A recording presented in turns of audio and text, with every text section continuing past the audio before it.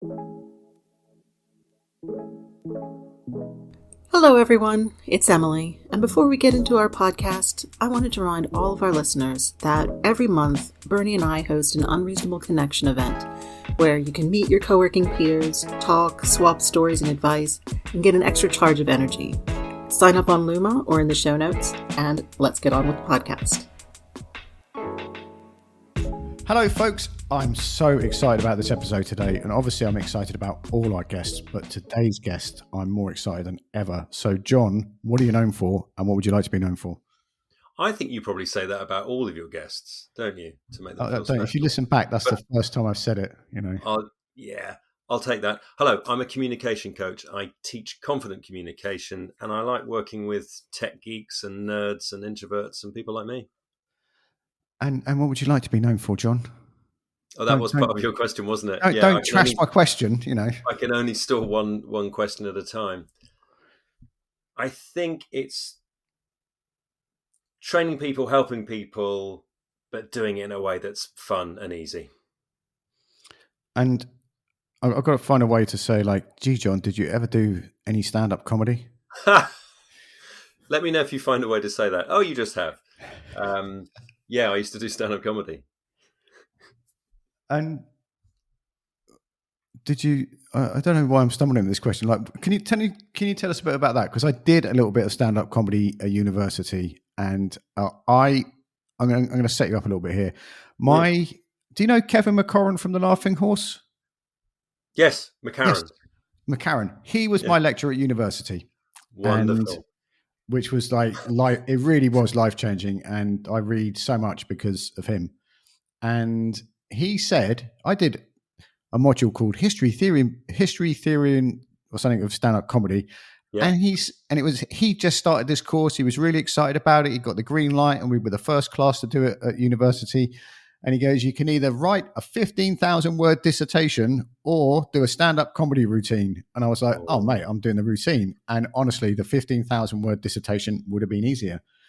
And it's like terrifying. So how was it for you? It can be a terrifying adventure. I think it's an adventure. I think that's the thing. And that's interesting you mentioned the course, because there's a guy called Oliver Double who wrote a book on stand-up. I know. Yeah, I have there it you here. go. And I think he claimed that his was the first one. I can't remember if it was Portsmouth or Plymouth or somewhere. And that is a fascinating analysis of stand-up comedy and its roots in this country. But it was just amazing because when I started in the mid-90s, it wasn't really a career path then. And so you had all kinds of freaks and weirdos, and it wouldn't be uncommon to have a juggler, maybe not an impressionist, but just more like a variety show. And then once it got into the 2000s and there was just more money in it, and the agencies like Avalon and Off the Curb were running people's shows at Edinburgh, and people had more of a budget. And then it became much more homogenized, and it will into what it maybe is now, but certainly was for a while, which is any stand-up show will be 4 white 20 or 30 something blokes talking about the very similar stuff, and it'd be unusual to have even a woman on the bill is an unusual thing. But I loved it, and I got to meet lots of interesting people. And how did you transition into what you're doing now? Did you just get stand-up comicked out, or did you find a calling?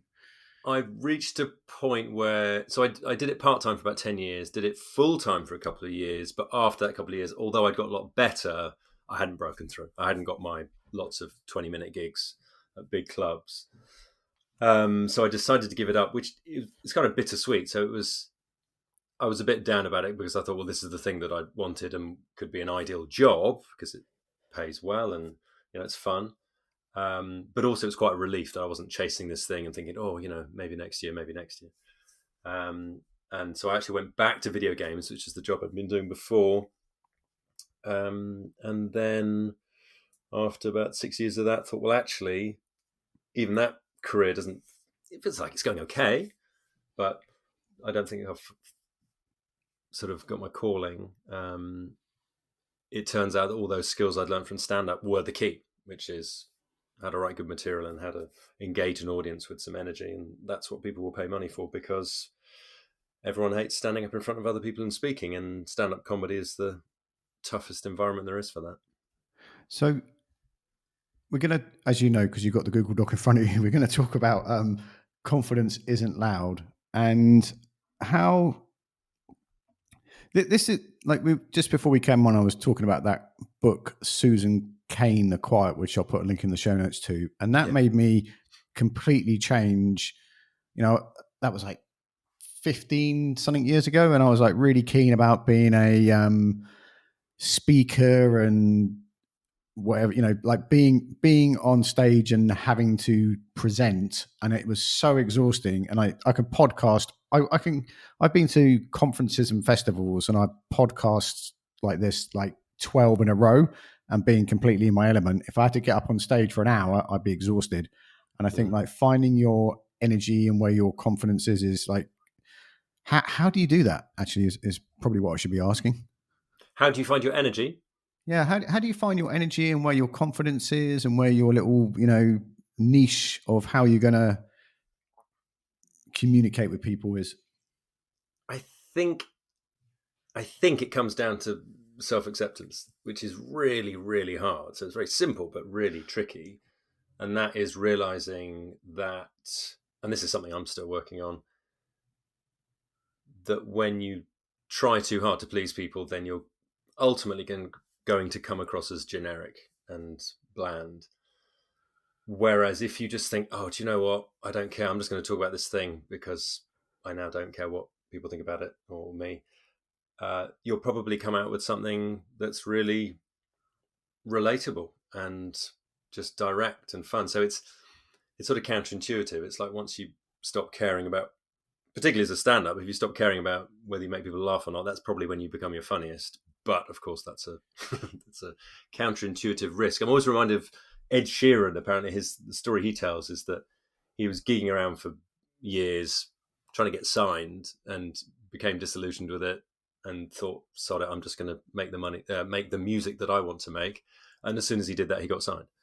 But of course, you can't just tell yourself, oh, I don't care anymore. I hope someone notices. You have to genuinely not care. Or Jack Dee, apparently the story he tells is that he got disillusioned with stand-up, but decided to honor his last few gigs, and so went to perform at them, but was annoyed, and that persona worked, and so he stuck with it. I saw Stuart Lee on a podcast, and he has this persona he has as Stuart Lee, the comedian, and he said on the podcast, like, this is damaging me being here because I'm having fun talking to you, and my whole thing is like, I'm not having fun, you know. Lovely. Yeah, it's like miserable. seeing Jack Dee smile. Yeah, it was. Yeah. So you said people pleasing there, and I think because I've been in the situation, like I used to run, I think, did you cut? No, you didn't come to that, but me and Phil used to run this co-working space in Euston, and I wanted everybody to be happy, which was exhausting, and I didn't know it at the time. And then I was like trying to run the place and keep everyone happy. And some people in those, but you know, people like startup founders, and they just got like £100,000 worth of investment and everything. And sometimes I just felt like, I didn't feel like the great Bernie Mitchell you see today, folks. I felt like I'm just a manager. And, you know, I want to get your advice on like people who are community managers here and probably younger than the people they're like hosting. How do they sort of make those boundaries and be confident and not? I'd like to talk people out of people pleasing, because that's such an exhausting thing, whether you're on stage or in a relationship. I think it's just being completely open. Excuse me. It's just about being completely open about how you feel about something. So there was a speaker I saw who said that they like to own. Oh yeah, it's a guy called Andrew Eggleton, I think it was, an Aussie, but you know, don't hold that against him. Who said he will own feeling annoyed if he gets up to give a talk. He's not going to pretend to be happy, which I really respect. So I think if you're open with people, for example, let's say I remember doing it years ago, struggling with one of our kids, and I just walking on, this is many years ago, walking back from the primary school with the mum of one of our kids' friends, because that's how you meet other people as a parent, and just saying, "Oh yeah, this is happening," and they went, "Oh yeah, me too," and it was such a relief. Well, it was a great relief for me that someone else was experiencing this, but it was also, I think, a great relief for them that someone else was experiencing it, and then we open up. So just talking about things that are maybe annoying you, but maybe inspiring you, and then maybe get a connection that way. But it is risky. There's I know what you mean there, because there's so many times I didn't get much of it, but like I would often pick our son up from school just because of the way our jobs and household work. You know, I'm an independent economic agent, and my wife had a job, and I felt like you turn up at school like, "Hi, yeah," and everything's got to be great, or you got to be in a rush, and then when someone says something like that, like there was another guy, there was like 3 dads who all worked from home and worked independently or worked in co-working spaces and stuff like this, and we'd always be like chasing bills or hanging on by the skin of our teeth, or our kids wanted to go to the park and we're like, oh, sometimes we go to the cafe in the park and crack open our laptops and our boys would play and stuff like this. But there was that bonding experience by the gate kind of thing. Yeah. So the lesson there is background of relatedness. But displayed how? How do you communicate that? What do you mean? I've lost the thread there. Sorry. You said the thing there was background of relatedness. But how,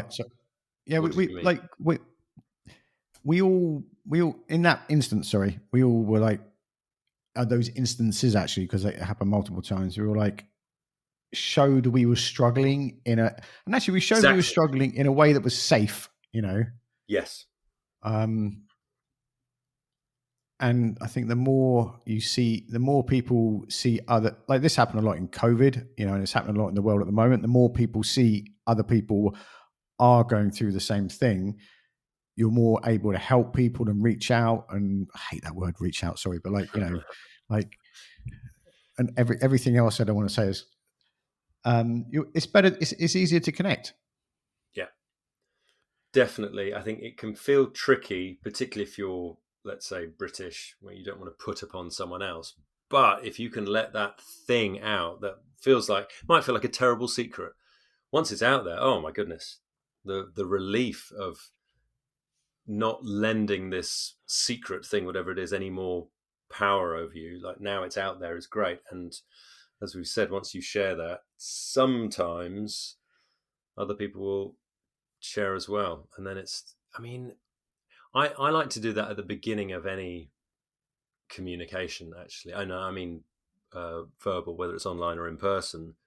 You just talk about something immediate. Just talk about, oh, I've just done this. It just sets a context. It sets a tone where you're saying, yeah, we'll still be professional, but we're going to be human beings, basically. And I think people really like that. So imagine, this just popped in my head. So if it goes nowhere, so imagine you're like the community manager or owner or something. What happens a lot in co-working spaces is everybody sits down to eat at a table, and how could you? So imagine there's like 10 people around the table. Some have brought their own lunch, or they're having breakfast, and you've made some. And how could you lead that gathering without telling people what to do, but make sure that it's not just a complete, everyone talking about something meaningless? I talk about my food. I've gone with smoked tofu and vinegar, and I find that this is really good, and my kids love this. And I just talk about that. I'll just talk about my stuff. Or, oh, what have you got there? That looks good. Because if there's any, I don't know, useful tips or something, tofu tips. very important. How to make tofu interesting. The key, incidentally, and I know you want to know this, Bernie, is to dry it out. You've got to bake it. You've got to make it chewy, make it gnarly. And of course, very, very good seasoning. But I would talk about my own food and, and the box it's in and stuff like that, just in case there is something, because we tend to go back to the same meals and things, don't we? Find something new. Overnight oats. Oh, the options.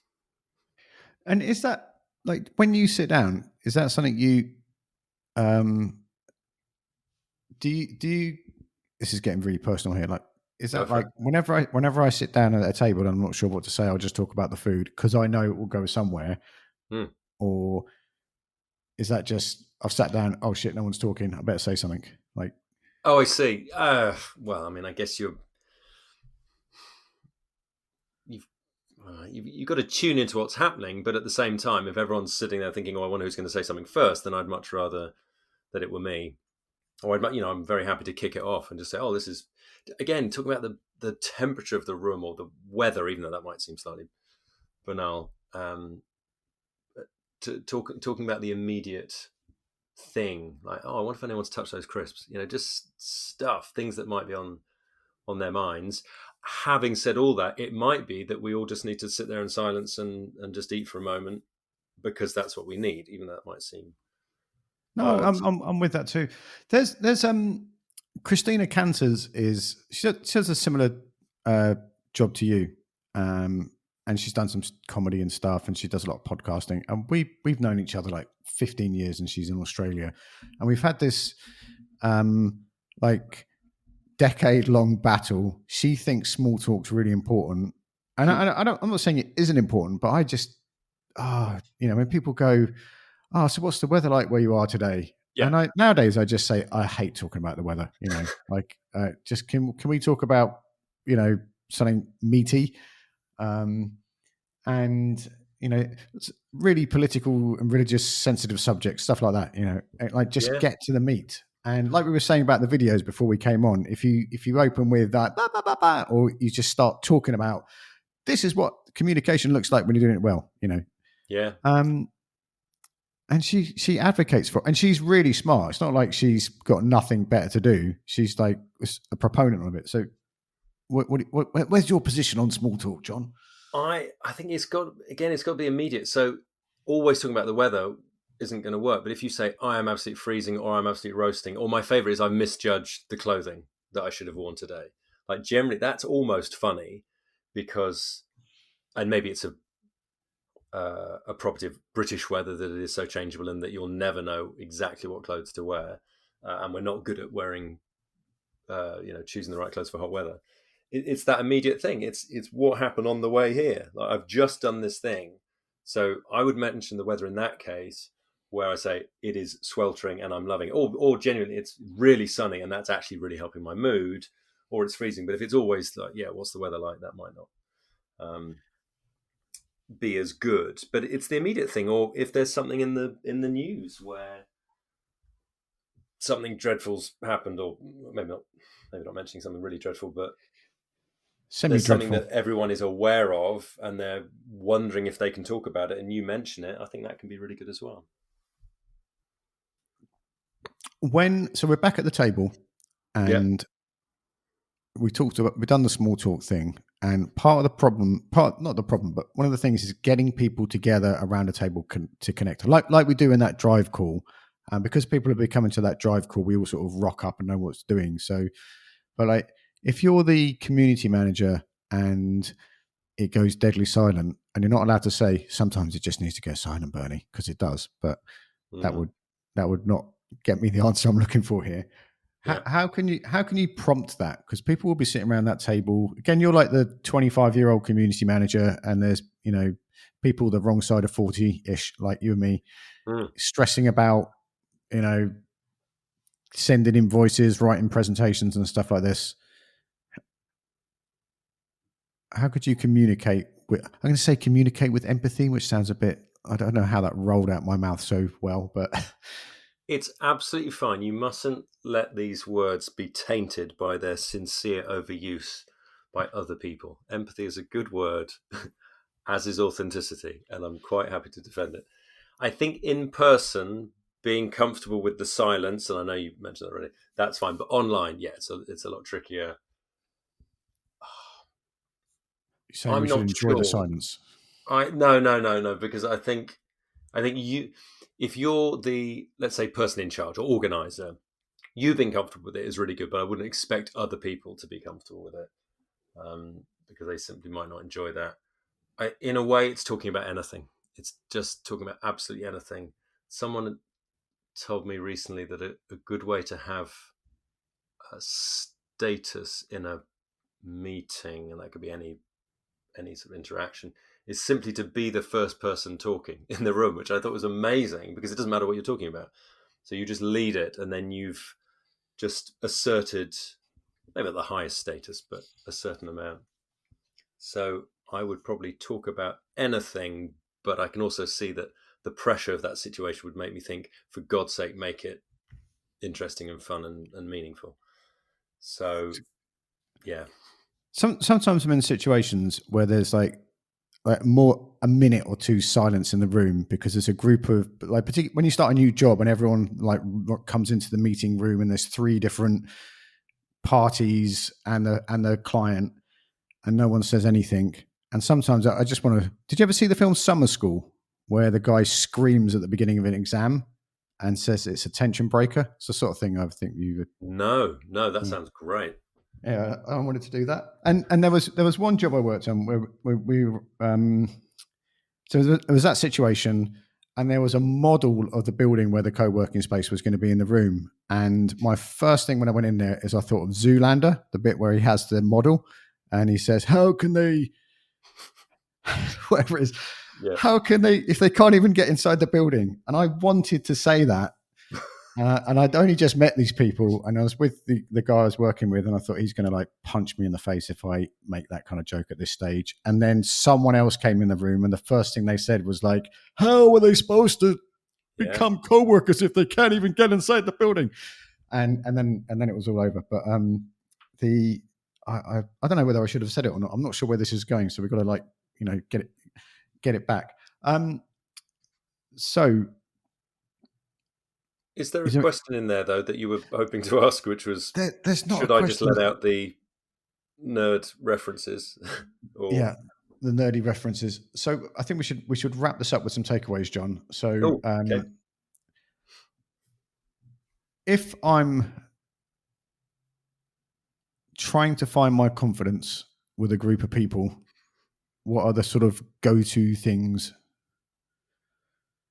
And I'm kind of sort of semi-leading them. I'm not in a position of authority, but in that kind of co-working community manager role, I have a responsibility to guide them and get them. I think the main thing is to get people to connect without being a weirdo about it. So it's all got to be like very, very like that atmosphere in the drive call. Yeah, I think it's about throwing out as many what I would call hooks as possible. It's mentioning all the things you like and dislike, or many of them, not all of the things, many of them. So I would mention being a parent, being a husband, but specifically as in, my kids, my wife, I wouldn't state it explicitly, or I was running, or just mentioning as many different things. And when it feels really weird and niche and you say, that's like that scene in Blackadder, or you use a Blackadder quote or quote from The Dark Knight or whatever, you're thinking, no one's going to get it, but it's exactly like your Zoolander thing. There'll be enough other people who do get it, who think this is brilliant. This is my this is my tribe. That works really well for me. Like I sort of lost my thread there when I you did. my I brought you back quite skillfully. Kicked in. Yeah, you should do this for a living. But I know you'll say. I'll just say something like like some kind of niche thing in a film, and 3 other people will go, "That, oh my god," Yeah. What I'm resisting the temptation to give examples because I'll be off on another tangent. But I know what you mean. Yeah. Are you asking me? I'm thinking. I'm trying to withhold Dark Knight references now. So that's fine. Oh yes, I wondered which would break first. Your spirit or your body. I really want to do that. Actually, I was thinking about that the other day. I want to do that when someone's speaking and say, I wonder which would break first, your material or your delivery. And it works because delivery and body are just about close enough. But here's the thing: the people who don't get it, I would say, it's fine if some people don't get it because the people who do will love it. But there's also that danger that you and 3 other people get all excited and the other people go, "What is going on? We're not part of this party." So yeah, I think there's having that moment going cool and then doing another one or doing something else, including everyone else. But I think it's, as long as it's short and sweet, it's worth doing. That's a really, I do that without thinking, but I've never sat down and thought, I need to have a lot of hooks to throw out to people. And that has, because I throw out those hooks and then I don't know, I just sort of bottle it. So what I'm quite famous for doing in person is going, "Oh, John, here's Anne. You two like The Dark Knight and begonias. You should talk about that." And then I'll just leave. And then someone pointed out that I did this about 10 years ago. So I said, "I've run out of things to say, so now I'm going to leave and awkwardly leave you here." And that seemed to work better. But it was. But then, like, you and Anne could at least go, "He's a bit of a dickhead, isn't he? Like, he does that all the time." And then you've got something to talk about, I think that there's something about. Here's the thing. So here's what can be really funny is talking about the situation. So I mentioned the immediate, which might be the weather or something, but in a physical space, being in there in person, I will talk about what I've noticed. So I like to notice a lot. So I might notice the shape of the room or the jug with the coffee. So at a networking event, this is something I like to do. There'll be stainless steel sort of jug things and no one knows what to do. And, do you unscrew the lid or push the top down? And so I think the first time I did one of those, I poured coffee onto a tea bag. And so I mentioned that. I just use that now every time I go, "Oh, I remember the time I poured coffee on a tea bag." And people find that relatable. So in that scenario, we introduce 2 people. We say, "Right, I've got nothing else. I've run out of things today. I really need a biscuit." And you just go, that's funny in itself. So, having the confidence to talk about just what's going on, I think can be fun. It is. Where can we find you online, Mr. Torrens? I'm literally all over the internet. The website is jontorrens.co.uk, but that's JONTORRENS. And then that same name on LinkedIn should get you my smiling face. Where's the best place for people to follow and engage with you online? LinkedIn, again, I think that's probably the best. Yes, JONTORRENS. There is a Jonathan Torrens who's a Canadian actor who sometimes pops up, but on LinkedIn you should get me first. That's amazing because there's a drywall sculptor called Bernie J. Mitchell, and he's also Canadian. So when people go to your LinkedIn, what's the most what will we find there? Because I mean I know what we'll find there, but you teach people to be more confident with communication, but how do you do that? Yeah, so my favourite method is going in-house to a company, taking a group of, say, 6 to 10 people, getting them to speak, giving them feedback, and then showing them techniques that I learned from stand-up in terms of writing and delivery, and then other stuff like slides and mindset. And I also do one-to-one training. And with both of those, as I mentioned before, I like it to be as practical and direct, but as safe and easy as possible, and also fun. And one of the things I'm really proud of is that I might do a break every hour or so. I go, "Oh, it's time for a break," and people are genuinely surprised that it's time for a break. Whereas normally on training, you might be looking at a watch, waiting for the next break. Slogging your guts out is. I've done a couple of a long time ago workshops where I've done comedy techniques and learning how to speak, and it is hilarious, which is what you'd hope from someone who does comedy, teaching you how to speak. But yes, it is really, really engaging and a great way to I just felt exactly what we said there. It felt so safe and so uncomfortable at the same time. It It was like doing a parachute jump with Claire Rayner. Anyway, ladies and gentlemen, thank you for your time and attention today. If you go to our show notes, we will put links to John and the books and everything we mentioned there. There's also a link to European Co-working Day, which by the time you listen to this, it will be, might have already happened, but that happens every year. And that's something we're building to. And there's the gigantic LinkedIn co-working group on, we can go in there. And it's a great place to like ask questions and comment on people's stuff and find out how other people all around the world are running their co-working spaces. And wherever you are in the world, be careful out there. It is a jungle. Say goodbye, John. Goodbye.